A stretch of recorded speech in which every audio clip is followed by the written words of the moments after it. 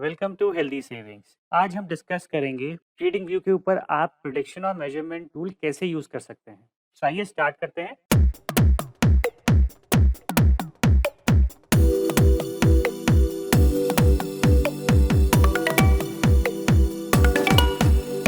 सो trading view exploring tools हम already cursor check चुके हैं। कर्सर कितने टाइप का होता है, ट्रेंड लाइन टूल्स हम चेक कर चुके हैं, गैनन फिबोनाची टूल्स हम चेक कर चुके हैं, geometric shapes, annotation tools, patterns जो बेसिकली हार्मोनिक्स बेस्ड होते हैं। नेक्स्ट आपका आता है prediction and measurement tools. Icons को हम ऑलरेडी प्रीवियस लेक्चर में कवर कर चुके हैं। तो अभी हम देखेंगे प्रेडिक्शन एंड मेजरमेंट टूल्स। तो उसके लिए हम ट्रेडिंग व्यू पे मूव करते हैं। Let's move to the trading view. Trading view में ये एचसीएल टेक्नोलॉजीज का ऑलरेडी चार्ट खुला हुआ है। तो अगर आपको अब जाना है मेजरमेंट टूल्स में, तो आप ये देखिए यहाँ पे लिखा आ रहा है प्रेडिक्शन एंड मेजरमेंट टूल्स। तो इस पे जैसे ही आप क्लिक करेंगे तो पहला टूल आपके पास आएगा लॉन्ग पोजीशन। अब जब भी आप ट्रेड लेते हैं, ठीक है, तो आपकी कोई ना कोई एक पर्टिकुलर रूल होगा जिसके बेसिस पे आप ट्रेड लेंगे। ओके, तो लेट्स सपोज आपने ये डिसाइड किया कि जब ये वाला टॉप ब्रेक होगा तब आप एंटर करोगे।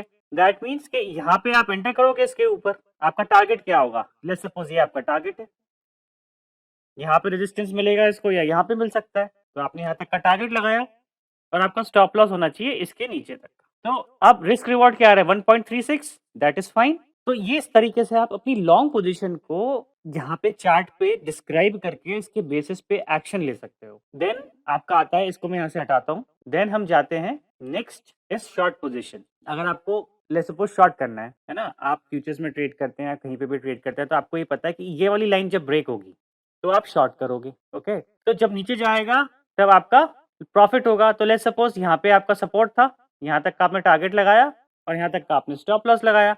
तो रिस्क रिवॉर्ड इसमें 0.82 हो रहा है, दैट इज बहुत ज्यादा हो रहा है। तो इसको आप थोड़ा सा नीचे कर लेंगे, देख के कि भाई यहाँ पे कहाँ रेजिस्टेंस आया था, ये पर्टिकुलर पॉइंट आपका सपोर्ट का था, तो यहाँ पे इसको रेजिस्टेंस मिलेगा, यहाँ पे आप लगा सकते हैं। रिस्क रिवॉर्ड हो गया 1:89। यहाँ पे आपका टारगेट अचीव हो जाता, आप ऑर्डर से बाहर आ जाते। तो ये जो रेड वाला पार्ट है ये दिखाता है आपका स्टॉप लॉस, ग्रीन वाला पार्ट है आपको दिखाता है प्रॉफिट। तो अगर आप शॉर्ट में हैं तो ये स्टॉप लॉस ऑब्वियस से ऊपर का लगेगा, और जब आप लॉन्ग हैं तो स्टॉप लॉस नीचे का लगेगा।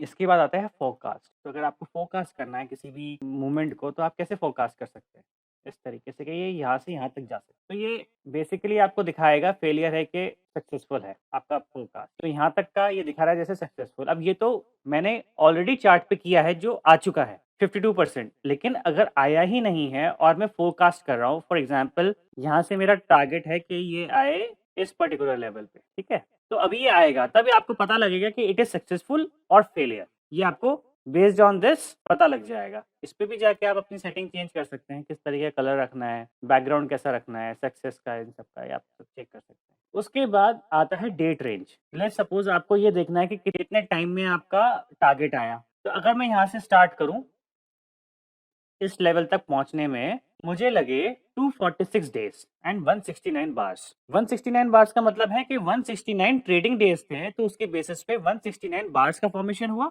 बट एक्चुअली 246 डेज थे, बिकॉज सैटरडे संडे और जो भी हॉलीडेज थे वो सब इंक्लूडेड हो। ये हो गई डेट रेंज, तो हम इनको यहाँ से रिमूव ड्राइंग से हटाते हैं। देन आता है आपका प्राइस रेंज। तो अगर आपको देखना है कि आपने यहाँ पे एंटर किया और इस लेवल तक आपने कितना पैसा कमाया, आपने 47.26% पैसा कमाया और ये मूवमेंट था 411 पॉइंट्स का। तो ये हो गया आपका प्राइस में कितना मूवमेंट आया। अब आपको ये चेक करना है कि प्राइस में जो मूवमेंट आया वो कितने दिन में आया। अल्टीमेटली आपको तो ईयरली इंटरेस्ट चाहिए एक तरीके का, या आप ये एक्सपेक्ट करिए कि आपको ईयरली रिटर्न चाहिए 15% से ज्यादा के, तो आपको उस हिसाब से चेक करना है। अगर आपको उसकी सेटिंग्स चेंज करनी है तो इसमें भी जाके आप अपना सेटिंग्स अपने हिसाब से कर सकते हैं, एक्सटेंड लेफ्ट कर सकते हैं, एक्सटेंड राइट कर सकते हैं, वो आप सब अपने हिसाब से कर सकते हैं। इसको यहाँ से डिलीट करते हैं, यहाँ से हम लेते हैं डेट एंड प्राइस रेंज। अब यहाँ पे आपने एंटर किया और आपको देखना है कि ये वाला पर्टिकुलर लेवल कब आया। 172 बार्स, 251 डेज, 47.85%। दैट मीन्स अगर आप 250 दिन में,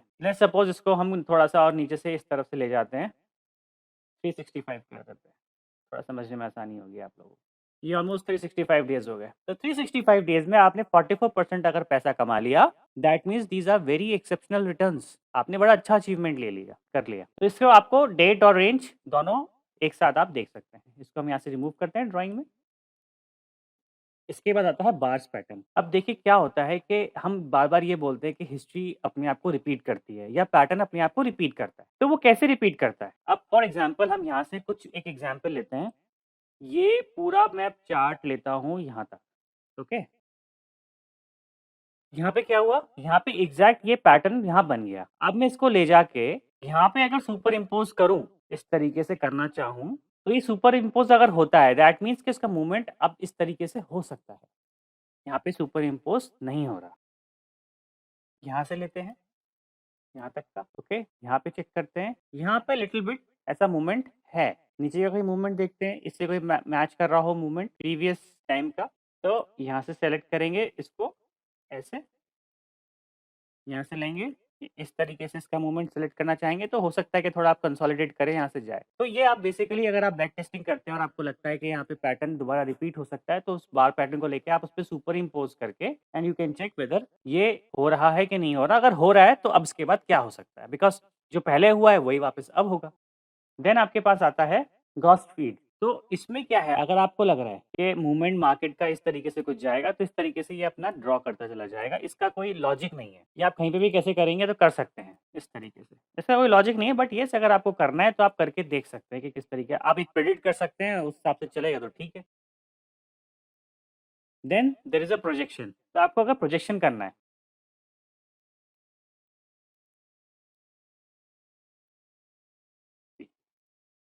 तो यहाँ से आपका ये आ गया कि इस पर्टिकुलर उसमें ये पर्टिकुलर चार्ट रहा। ये प्रोजेक्शन को यूज़ करके आप कर सकते हैं। Then fixed range and volume profile.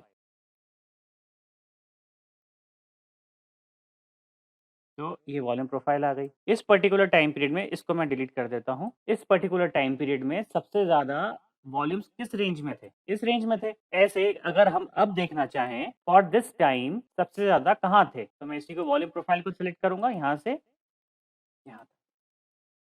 तो इस पर्टिकुलर लेवल पे 942 एंड 950, 970, 909 इस लेवल पे सबसे ज़्यादा वॉल्यूम्स थे। इसका मतलब इसमें अच्छी बाइंग आई है यहाँ पे। तो इससे आपको ये पता लगता है volume profile. So guys this is all about prediction and measurement tools. Next lecture में हम आगे के टूल्स के बारे में पढ़ेंगे। तब तक के लिए thank you very much guys.